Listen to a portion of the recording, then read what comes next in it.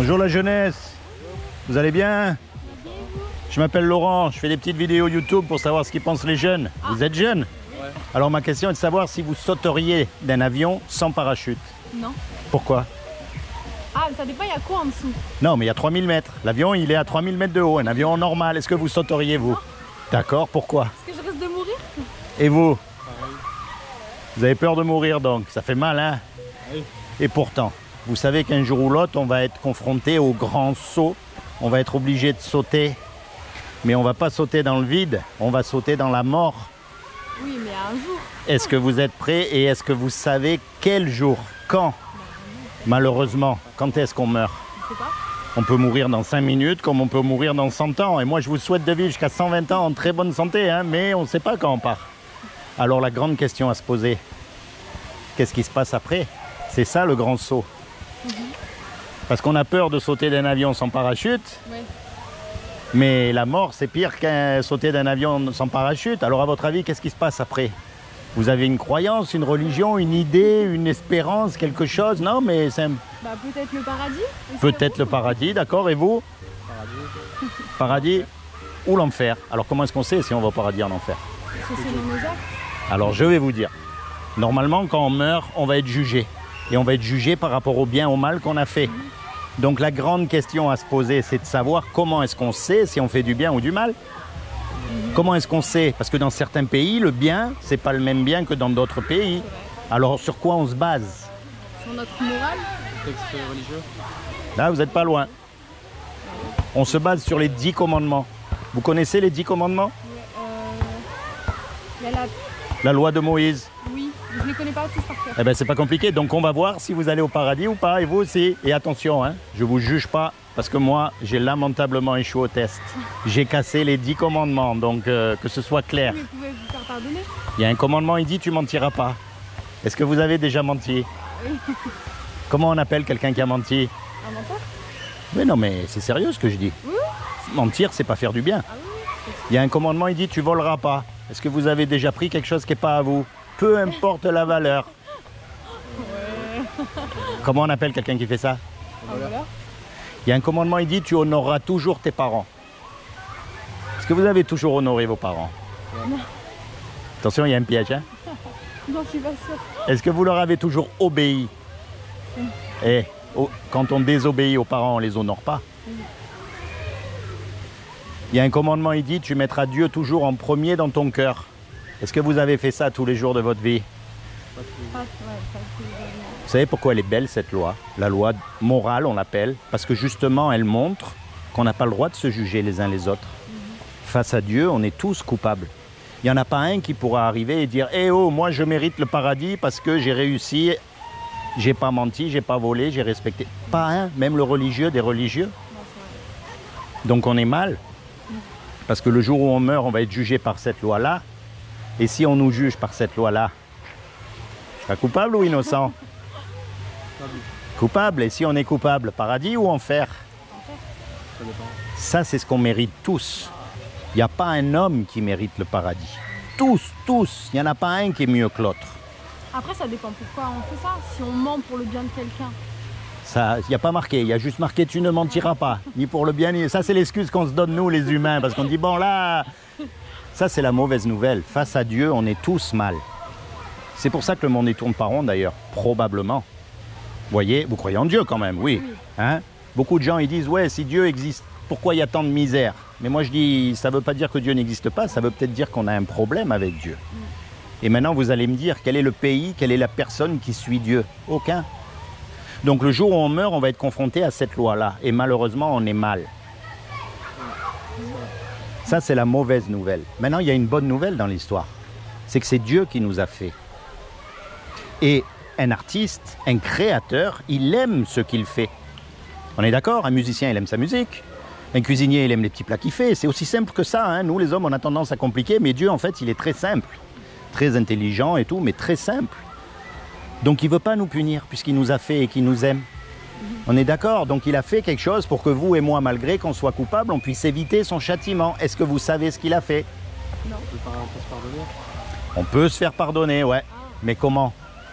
En priant pour lui, en l'obéissant. Imaginez, on fait un braquage tous les deux. C'est facile à imaginer, hein. Et bien sûr, on se fait attraper. Et on passe devant le juge. Et le juge nous dit, voilà tous les deux. Vous me donnez 1 million d'euros chacun ou vous partez 50 ans en prison. Vous avez le 1 million d'euros, vous? Moi, je ne l'ai pas. Et vous non plus. Et on ne peut pas retourner en arrière pour effacer le braquage qu'on a fait. On ne peut pas dire au juge, écoutez, voilà, je suis vraiment sincèrement désolé, je ne le ferai plus. Il ne va pas nous laisser partir. Vous voyez, il faut qu'il y ait quelque chose. Il faut que l'amende, elle soit payée. Comme Dieu a trouvé aucun homme sur la terre qui soit parfait, eh bien, ce qu'il a fait, il est venu lui-même et il a pris une forme humaine. Il s'est habillé avec un corps qui est Jésus.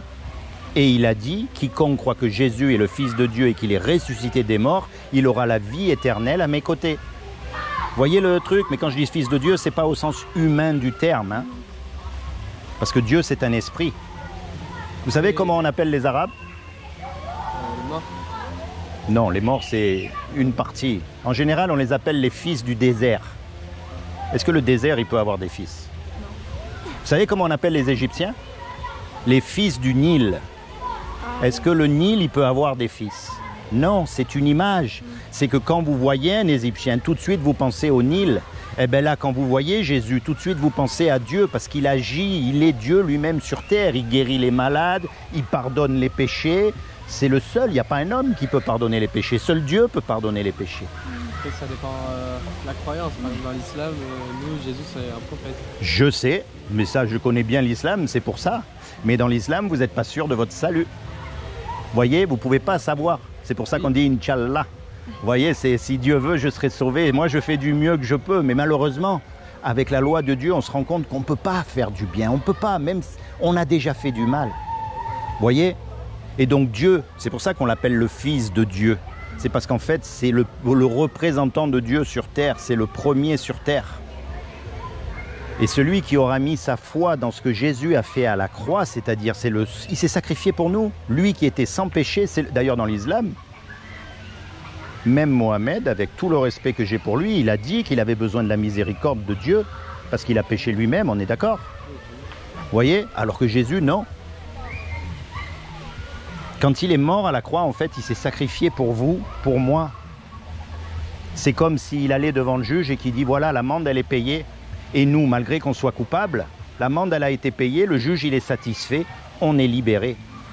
Alors mon but, moi, vous qui êtes de confession musulmane alors, ou d'origine musulmane peut-être, parce que vous n'êtes pas trop pratiquant non plus. Vous êtes pratiquant? Oui. Bon, d'accord, moi, vous savez, de toute façon, Dieu, il appelle des gens dans toutes les religions pour les amener au salut. Et je peux vous le prouver. Dieu ne nous a pas fait religieux. Vous savez pourquoi? Vous avez remarqué, la religion, c'est quoi? Tout le monde fait pareil, tout le monde pense pareil, tout le monde prie à la même heure. Et si vous ne pensez pas comme eux, ils vous chassent, ils vous jettent, et il y en a même, ils vous tuent. Quelles que soient les religions. Hein. Ne croyez pas que les catholiques, c'est mieux. Hein. Ils ont eu leur histoire aussi. Hein. Vous voyez ce que je veux dire? Mais Dieu, il ne nous a pas fait des religieux. Vous êtes uniques. Il n'y en a qu'un comme vous et comme vous. Et ça, depuis qu'il y a eu des milliards d'hommes et de femmes sur la Terre, il n'y en a jamais eu deux pareils. Même les jumeaux, ils ne sont pas pareils. Eh bien ça montre quoi? C'est pas une religion qui veut Dieu, mais c'est une relation personnelle avec vous. Parce que vous avez eu des injustices que moi, j'ai pas eues. Vous avez eu des joies aussi que j'ai pas eues et vice-versa. Donc Dieu, il veut s'inviter dans votre cœur pour marcher avec vous, pour vous protéger, pour vous guider. Et plus que tout, pour vous sauver du jour de jugement dernier. Et il est écrit qu'il y a un seul nom sous le soleil qui nous a été donné par lequel on peut être sauvé, c'est le nom de Jésus. Alors moi, mon truc, mes amis, déjà, c'est pas de vous amener dans une religion. Et de deux, c'est pas que vous preniez pour argent comptant ce que je vous ai dit. Mais pas comme les hypocrites, quand vous êtes tout seul. C'est là qu'il faut se rapprocher de Dieu. C'est là qu'il faut lui parler. C'est là qu'il faut lui dire, moi je suis musulman, mais je veux être sauvé. C'est là qu'il faut lui dire, voilà, ce gars-là, je ne sais pas d'où il tombe, j'ai rencontré dans le parc, il m'a parlé de Jésus, mais pas le petit Jésus que vous voyez dans les églises catholiques qui est à moitié mort, non, du vrai Jésus, celui qui est vivant, parce que Jésus, il n'est pas mort. Et là, vous commencez à vous lui poser des questions à Dieu lui-même. Si Jésus est vivant, vous êtes d'accord qu'il est vivant? Ben alors quelqu'un qui est vivant, il parle.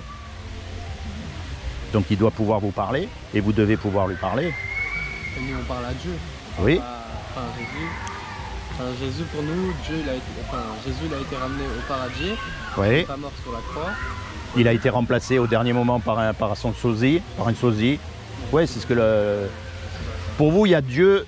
Dieu est unique. Il est un. Il y a un Dieu. Et Dieu ne peut pas avoir de fils. C'est impossible. Mais je vous ai expliqué déjà que ce n'est pas fils au sens humain du terme. Et pour vous, Jésus, c'est donc un prophète et un des très grands prophètes. D'accord? Et il va revenir aussi pour combattre... oui, le mal. Alors, on est bien d'accord qu'un prophète, il ne peut pas mentir. Sinon, ce n'est pas un prophète. Même dans l'islam. D'accord? Et Jésus a dit, je suis le seul chemin pour aller au Père. Et ça, vous pouvez vérifier. Même Mohamed, il n'a pas dit. Hein. Moi, je ne critique pas, je veux dire. Mais le seul qui a dit ça, c'est lui. Alors, soit c'est un fou furieux. On est bien d'accord? Soit il dit la vérité. Ça a pu être... avec le temps détourné, peut-être qu'il a dit... peut-être qu'il a dit autrement. Peut-être qu'il a dit oui, je suis là pour vous amener vers Dieu. Mais, alors comment est-ce qu'on sait la différence? Tous les prophètes veulent amener vers Dieu. Normalement oui, mais comment est-ce qu'on sait la différence? Ça, on ne sait pas, c'est que les prophètes sont... Vous savez pourquoi la Bible? Il y a plein de gens, ils parlent beaucoup de la Bible, mais ils ne connaissent pas. Qu'est-ce qui fait la différence entre la Bible et tous les livres religieux? C'est que la Bible, c'est le seul livre qui contient des prophéties accomplies. C'est-à-dire Ésaïe, Jérémie, Jésus, enfin tous les prophètes, ils ont dit des choses et ces choses-là se sont réalisées à la lettre et spécialement aujourd'hui avec un petit pays qui s'appelle Israël et qui casse les pieds à tout le monde. On ne peut pas nier que le pays est là, on est bien d'accord. On ne peut pas nier que le pays est là. On ne peut pas nier que les Juifs sont retournés là-bas. Au Moyen-Âge, oui. Ils pensaient que la Terre était plate. Oh, même aujourd'hui, il y en a qui pensent que la Terre est plate. Mais hein. la Terre, elle n'est pas plate. Ben non, elle n'est pas plate. Il a dit qu'il faut aussi. C'est pas forcément vrai. Mais pourtant, toutes les prophéties se sont réalisées. Enfin, pas toutes, attention. Toutes celles qui devaient se réaliser se sont réalisées. Il y en a encore qui ne se sont pas réalisées. Mais comme on n'a pas trouvé d'erreur dans celles qui se sont réalisées, ça nous laisse raisonnablement penser que celles qui vont suivre vont se réaliser. Maintenant, si on trouve une seule erreur, là je reconnais que, bing, le château de cartes, il s'écroule. Enfin, les amis, merci de m'avoir écouté. Moi, mon but, encore une fois, c'est pas de vous amener dans une religion, c'est pas de vous... Non. Encore une fois, pas comme les hypocrites. Vous savez, chez les musulmans, il y en a beaucoup qui vont le vendredi soir à la mosquée et après le mardi, ils ont oublié qu'ils sont allés à la mosquée. Ils se conduisent très mal, on est bien d'accord?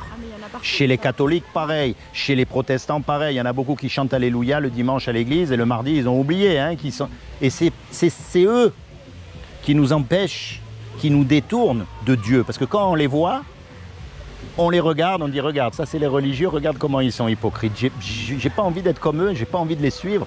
Dans toutes les religions, c'est pareil. On est bien d'accord. Si vous connaissez l'histoire de Jésus, ceux qui l'ont mis à la croix, c'est les religieux de l'époque. Mais les gens du peuple, les gens qui vont à l'école, qui travaillent, les gens simples, qui ne sont pas religieux, eux, ils se rapprochent de Dieu et pas des religions. Vous voyez la différence? Comprenez le truc? C'est pour ça que je vous dis, quand vous êtes tout seul, dans vos moments seuls, plutôt que de regarder des vidéos YouTube qui mènent l'une tard ou de... Non, là vous dites, voilà, moi je veux savoir vraiment là. Parce que je vais mourir une seule fois. Et après c'est trop tard. Hein. Donc soit ce que je vous aurais dit, c'est des salades et on aura rigolé 5 minutes. Soit c'est la vérité et vous risquez de perdre gros. Je crois moi que le but de la vie justement c'est de trouver Dieu. Parce que oui mais il existe mais encore faut-il le trouver. Vous êtes de quelle religion? Moi je suis chrétien, un simple chrétien. D'accord? Ne me mettez pas une étiquette avec ni témoin de Jéhovah, ni catholique, ni protestant, ni rien. Je mets en pratique la Bible. Je mets en pratique ce que Jésus a dit de faire. C'est aussi simple que ça. Tout le reste, c'est du cinéma, à mes yeux. Mais à l'islam aussi, je crois qu'il y a beaucoup de mouvements dans l'islam. Il n'y a pas un seul islam, on est d'accord? Je ne sais pas s'il n'y en a pas 33 ou 34 ou je ne sais pas combien. Il y a plein de trucs. Tout le monde a sa façon de faire. Non, il n'y a qu'un seul Dieu, comme vous dites. En fait, c'est des interprétations différentes des textes. Et c'est pareil pour les chrétiens. Voilà, c'est ça. Voilà. Mais le principal, il oublie. Et oui, parce que l'unité, il n'y a rien de plus important dans la foi. Donc moi, encore une fois, mes amis, je vous encourage, quand vous êtes tout seul, pensez à Dieu. Cherchez de tout votre cœur. Ne prenez pas pour argent comptant ce que les gens ils vous donnent. C'est pas parce que vous êtes né dans une famille musulmane ou c'est pas parce que je suis né dans une famille catholique que c'est forcément la vérité. Malheureusement, aujourd'hui, catholiques, c'est pas les bons exemples. Les musulmans, quand on regarde dans certains pays, c'est pas un bon exemple non plus, on est d'accord. Alors, quelle est la vérité? Et ça, c'est seulement quand on a des moments de tranquillité, quand on est seul, quand on prie, quand on médite, qu'on se rapproche de Dieu. Et Dieu vous ouvre le cœur. C'est comment votre prénom? Amir. Et vous? Salma. Salma et Amir. Seigneur Jésus, je te demande de bénir Salma et Amir. Je te demande de leur accorder le désir de leur cœur, de les détourner à tout jamais du péché, de te révéler à eux comme leur sauveur et leur Seigneur, et plus que tout, de leur permettre de rentrer dans leur destinée éternelle. D'accord? Soyez bénis tous les deux. Et souvenez-vous de ce que je vous ai dit. D'accord? Parce qu'on n'a qu'une vie. On n'a qu'une vie. Et il ne faut pas se tromper. D'accord? Tenez, en souvenir, je vais vous laisser ça. Lavez-vous les mains. Vous savez que ça nous paraît une évidence aujourd'hui. Mais il n'y a pas si longtemps que ça, le docteur Samuel Wells, c'est lui qui a trouvé qu'il fallait se laver les mains. Tout le monde s'est moqué de lui. Et il a même fini dans un hôpital psychiatrique. Parce qu'avant, même tout ce qui était se laver et tout, c'était pas des choses. Les gens, ils avaient peur parce qu'il y Ben avait oui. des maladies dans l'eau. Et lui, il travaillait dans un hôpital où il y avait des femmes qui accouchaient, qui mettaient au monde des bébés, et il s'est rendu compte qu'il y avait plein de femmes qui mouraient, alors que dans un autre hôpital où il n'y avait pas ça, ben les femmes, elles ne mourraient pas. Donc il a réfléchi, il a calculé, il a vu, et en fait, il s'est rendu compte qu'il y avait plein d'impuretés sur les mains et qu'il fallait se laver les mains. Mais personne n'a voulu le croire. Alors imaginez, c'est ce que je vous dis aujourd'hui. Je sais, c'est pas à la mode, hein. Les gens se moquent de ces choses. On ne parle plus de Dieu, on ne parle plus de la mort. Non, il n'y a pas tout le monde. Pas tout le monde, mais bon, en général, notre société... Parce que la société, elle évolue, elle change, on est moins rapproché des religions et on est plus... hein. Moi, je trouve qu'elle on va dire. dévolue. Pas qu'elle évolue, mais qu'elle dévolue. Hein? Après, c'est notre point de vue en tant que religieux, mais quelqu'un de pas religieux, il aura un autre point de vue, ouais, c'est sûr. Pour lui, ça va évoluer. Souvenez-vous de ce que je vous ai dit. On ne sait jamais. Merci de m'avoir écouté. Merci. Hein? J'espère que je vous ai pas trop ennuyé. Et puis, à un de ces jours. Merci. Merci à vous. C'est quoi le nom de votre chaîne YouTube? Comment il est rappelé? Ministère des Affaires éternelles. Très officiel, n'est-ce pas? Hein? Allez, bonne journée tous les deux. Merci.